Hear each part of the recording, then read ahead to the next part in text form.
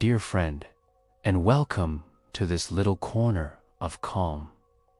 I'm so glad you've found your way here tonight.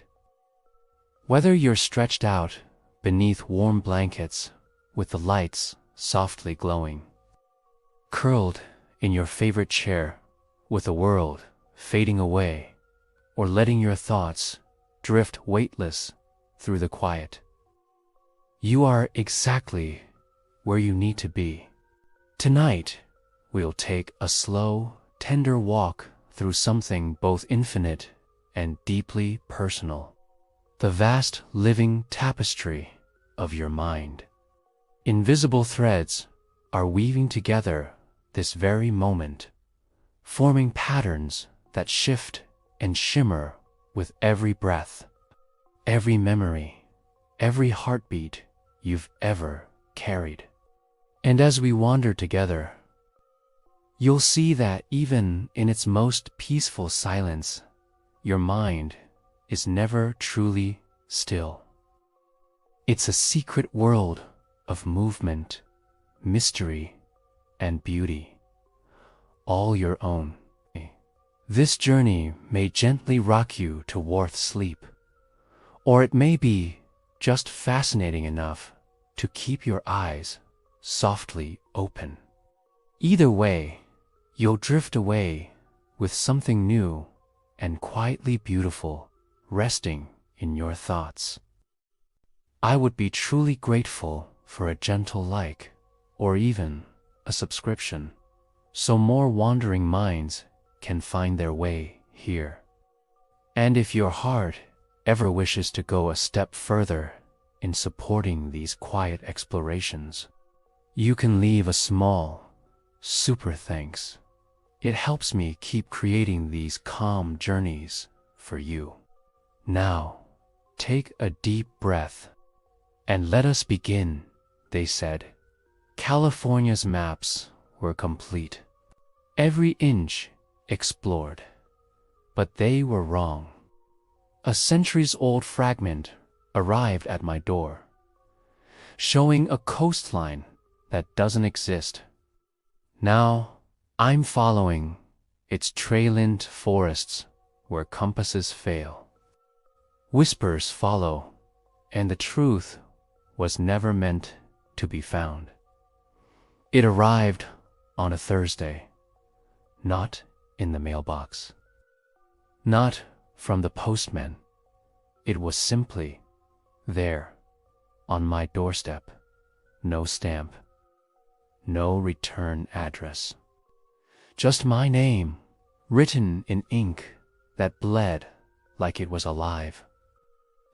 The envelope was warm to the touch, too warm, and the paper, it wasn't paper at all, soft, almost like skin.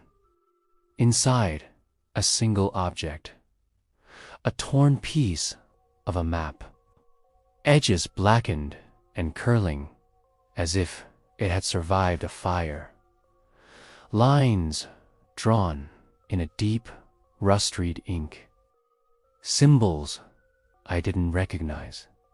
Beneath it, a note, 6 words, cramped and uneven. You're looking in the wrong place.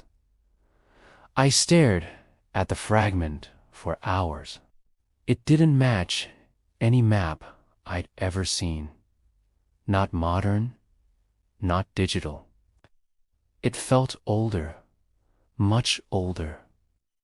When I scanned the symbols online, the results came back empty. But then one match.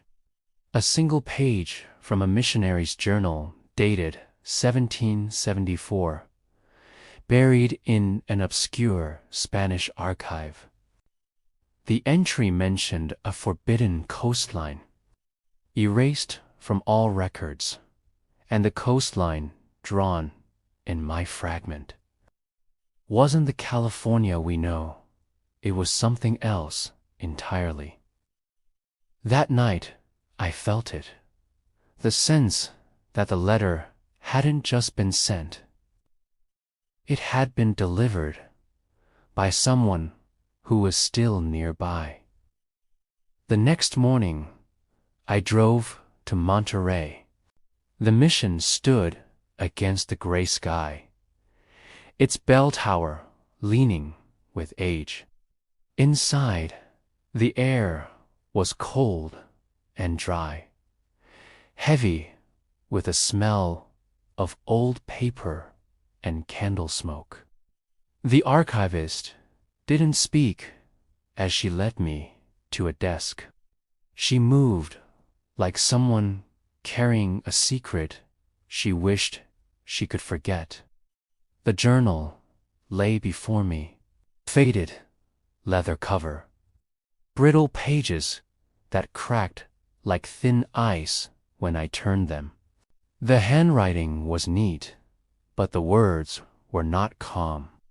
They spoke of a map kept hidden from the Spanish crown, a valley where compasses fail.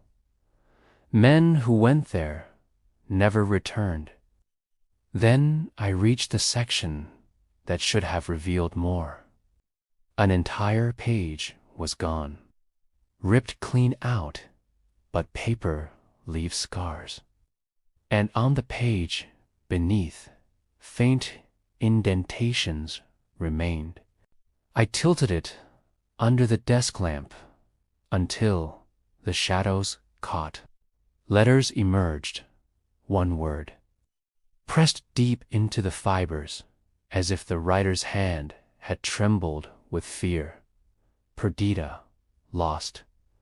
A cold shiver ran down my spine, and that's when I noticed her, the archivist, standing at the far end of the room, half in shadow, watching me. His name was Diego Serrano, royal cartographer to the Spanish crown, a man whose gift for detail was matched only by his growing paranoia. I found his name buried in expedition records, but his diary, that was different, private, confessional, filled with unease. He wrote of men who follow me, and the red horizon that waits for the unworthy. In 1789, he was ordered to chart California's unclaimed territories. What he drew was wrong. Twisted coastlines, inland rivers that should not exist, symbols that didn't match any language. The viceroy rejected the work. The map disappeared, and within 2 years, Serrano was dead. The official record said fever, but one final diary entry told another story. They will silence me before the ink dries. I have hidden the truth. Only one will find it. Beneath those words, a symbol. The same symbol from the fragment on my desk at home. When I closed the diary, I felt it.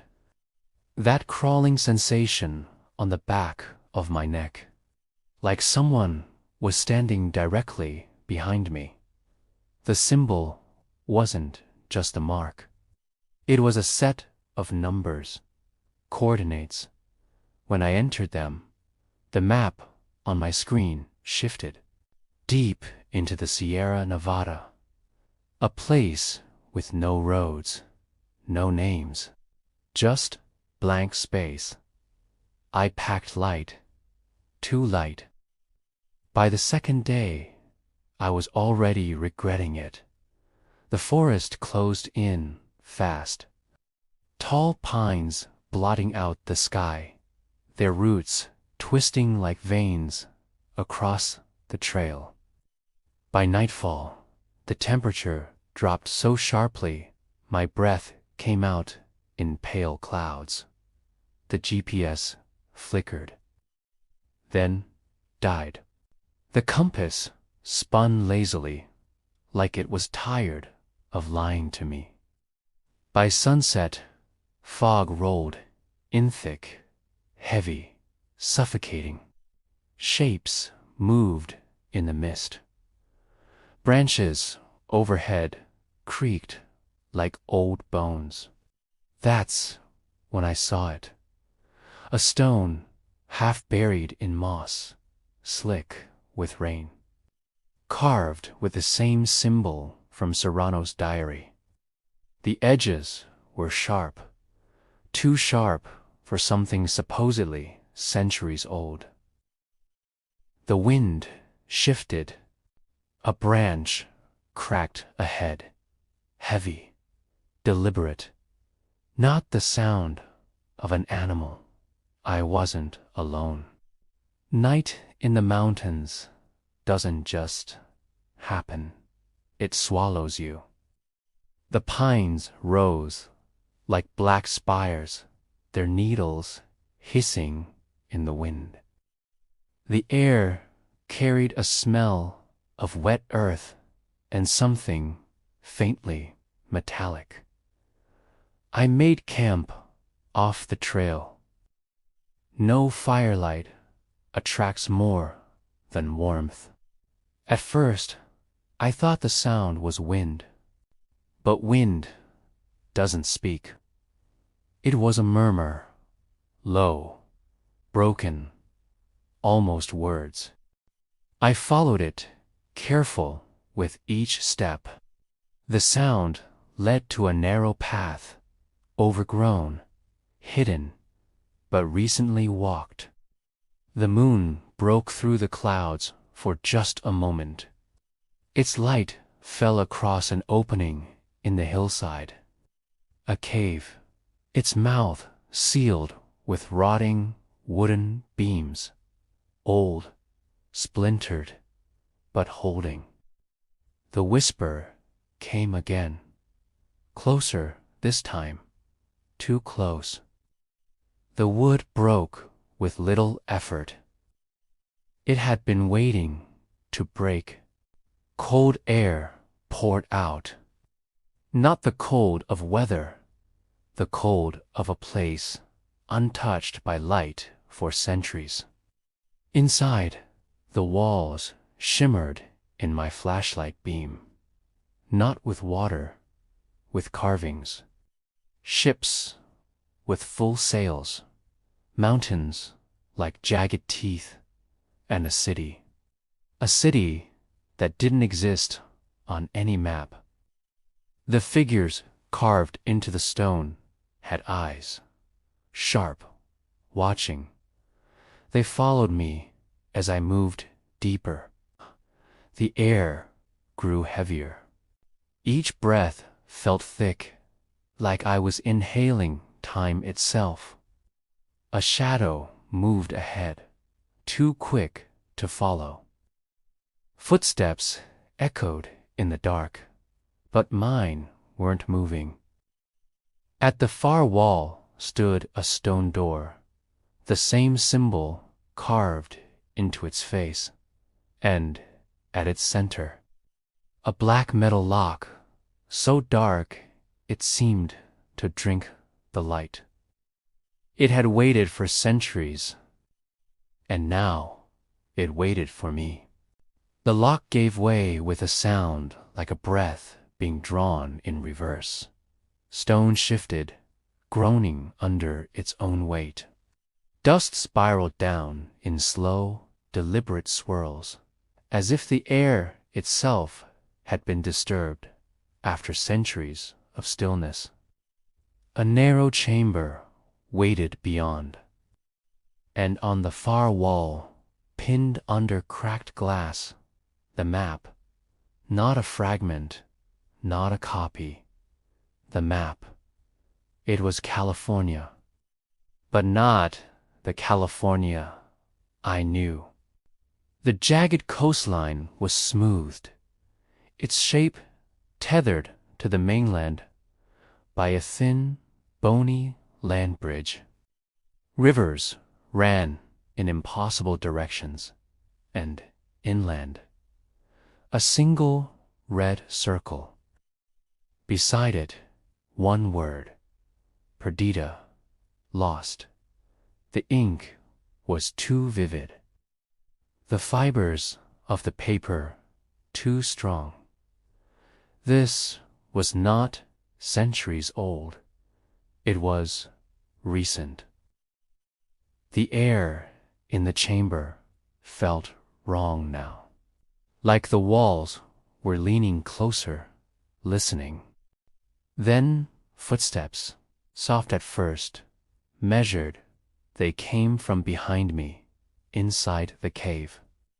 I turned my flashlight toward the sound and saw a shadow, tall, still, watching. It moved fast.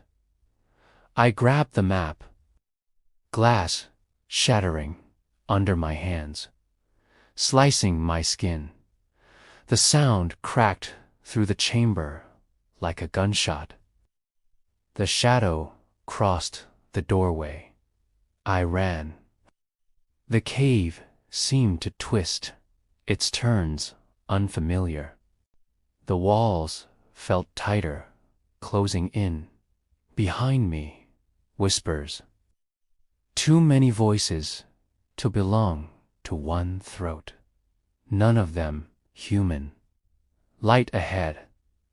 I lunged toward it. Cold night air hit my face like water. But the forest wasn't silent anymore. Branches snapped. Leaves hissed. Something matched my steps. Through the fog, a light glowed a ranger station. Inside, 2 rangers stood frozen as I stumbled in. Their eyes flicked to the map in my hand. One stepped forward. His voice was barely a whisper. "They know you have it." The ranger locked the door behind me. Not to keep things out, to keep me in.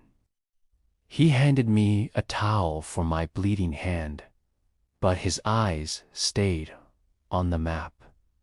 "Do you know what this is?" he asked. I stayed silent.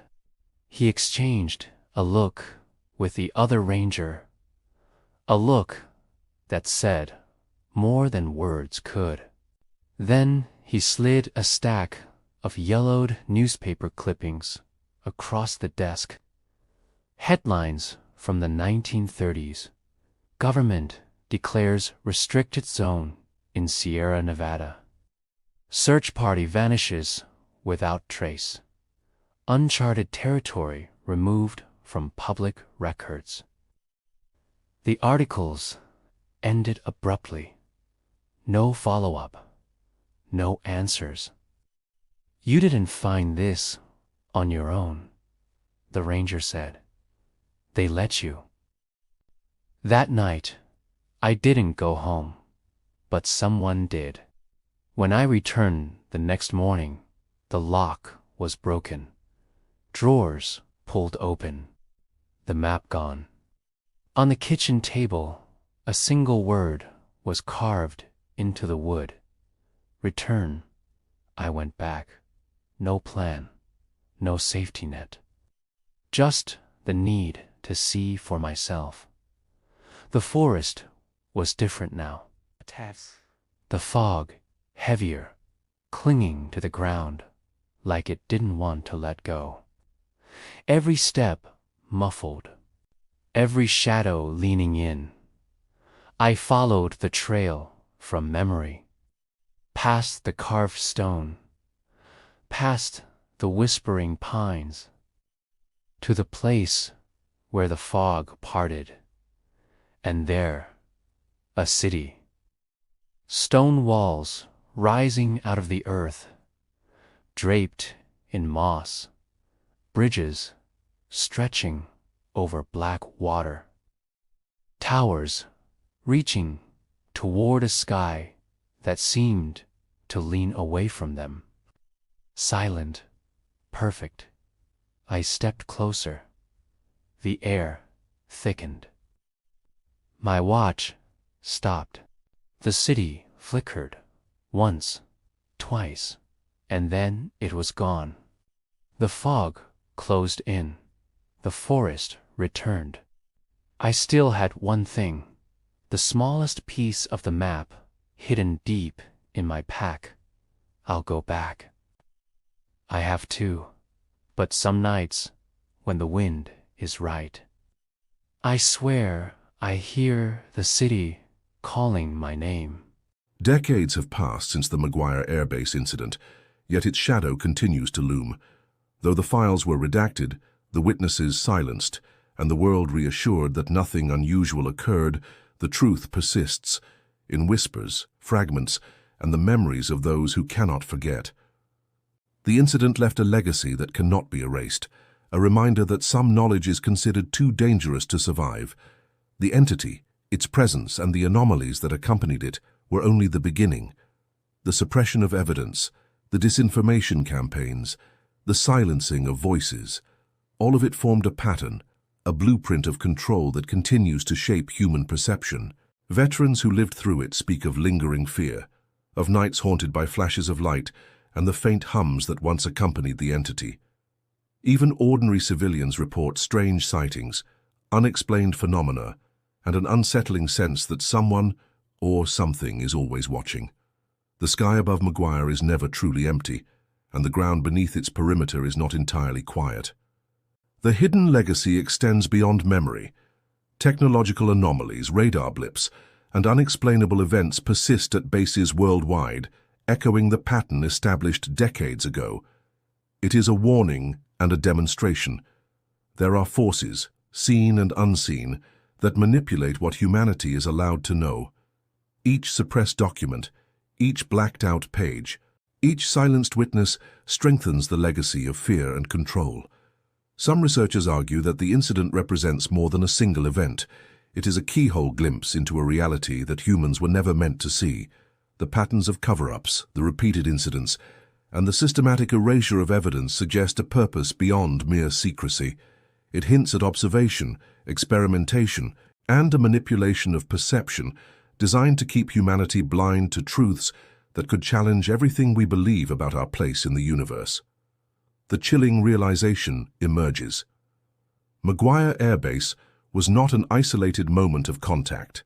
It was part of a global legacy of concealment, a testament to forces capable of reshaping memory, history, and truth itself. The hidden legacy is ongoing, not confined to the past. Every radar anomaly, every vanished file, every inexplicable light in the sky is a continuation of that same dark influence. Even those who seek the truth are caught in its shadow. Investigators are frustrated by missing evidence, whistleblowers are silenced, the public remains unaware, and yet in the shadows, the truth waits, fragmentary but persistent. It whispers through eyewitness testimonies, echoes in redacted reports, and lingers in the night sky, visible only to those brave or foolish enough to look. The Maguire Air Base incident teaches a lesson as dark as it is undeniable. Some knowledge cannot be contained, some events cannot be erased, and some truths are so dangerous that they will be hidden, denied, and buried, but never entirely forgotten. Humanity may continue to sleep, unaware of the forces watching from above, manipulating what is remembered, controlling what is believed. But the legacy remains, waiting for the day when curiosity, persistence, or desperation might force it into the light. Because some shadows, no matter how long buried, have a way of finding a witness, and some legacies, no matter how deeply hidden, refuse to die. The Maguire Air Base incident is not just a story of the past. It is a warning, a mystery, and a dark inheritance.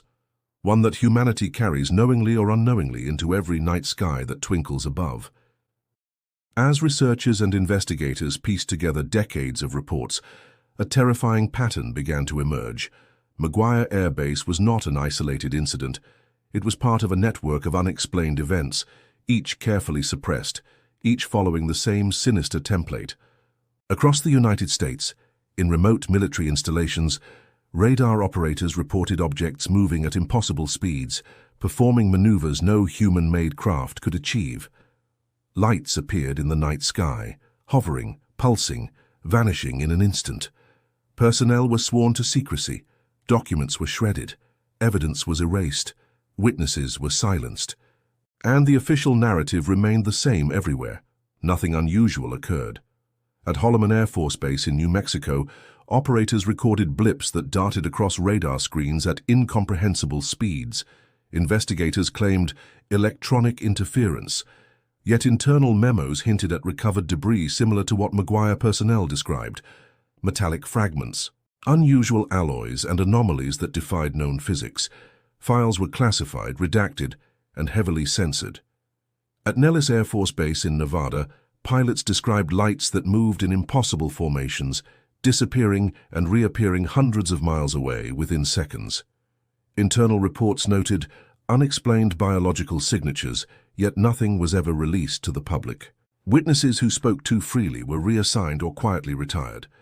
Rumors of mysterious illnesses and sudden deaths circulated among personnel. The pattern extended internationally. Reports from Europe, Asia, and South America described similar phenomena. Strange objects in the sky, entities recovered under hazmat protocols, files destroyed or withheld, and witnesses silenced. Analysts noticed that each incident followed a frighteningly similar sequence: sighting, contact, recovery, suppression, denial, and psychological pressure on those involved. Some researchers proposed a chilling hypothesis: the events were not random. The anomalies seemed to occur in a precise, controlled manner, as if monitored by an unseen intelligence. Each suppression was systematic, suggesting coordination far beyond the capabilities of any single base or even any single nation. Leaked documents hinted at global oversight committees dedicated to controlling knowledge of extraterrestrial or otherwise unknown phenomena. Communication protocols, suppression strategies, and witness management appeared to follow an identical formula worldwide. The evidence suggested that McGuire Air Base was a single node in a vast, shadowy network, designed to prevent humanity from confronting realities too dangerous to comprehend. Veterans and witnesses described an unsettling realization. The events were not isolated incidents of chance. They were part of a pattern that suggested experimentation, observation, or monitoring. Every anomaly, every erased file, every hushed warning fit into a larger design. It was as if someone or something was systematically shaping human perception, ensuring that glimpses of the impossible remained fragmented, confusing, and terrifying. The psychological impact was as consistent as the events themselves. Witnesses reported insomnia, paranoia, and recurring nightmares, haunted by the flashes of light, the hums and the eyes of entities that should not exist. Those who attempted to speak were silenced, ensuring that the broader population remained unaware, trapped in a carefully constructed illusion of normality. Patterns in the data suggested a chilling theory: the McGuire Air Base incident was only the beginning. Similar incidents had occurred for decades, some decades before McGuire, some decades after. Each case, meticulously erased, was a thread in a web of secrecy spanning continents and generations. The anomalies, the suppression, and the fear were deliberate, a constant reminder that humanity was not in control. And the most disturbing conclusion: the events were ongoing. The skies were not empty. The anomalies had not ceased. Shadows lingered over military installations, in remote fields, and even over cities. The watchers, whatever they were, had been patient, allowing just enough to be observed, but never enough to be understood. The McGuire Air Base incident was not an exception. It was a pattern, a blueprint, a warning. The question that haunted investigators, researchers, and veterans alike remained: if these events are part of a global design, who is orchestrating it, and what is their ultimate purpose? Some truths, it seemed, were too vast, too incomprehensible to be revealed at once. But patterns endure, and in the patterns, the dark reality of McGuire and the countless other incidents could not be ignored.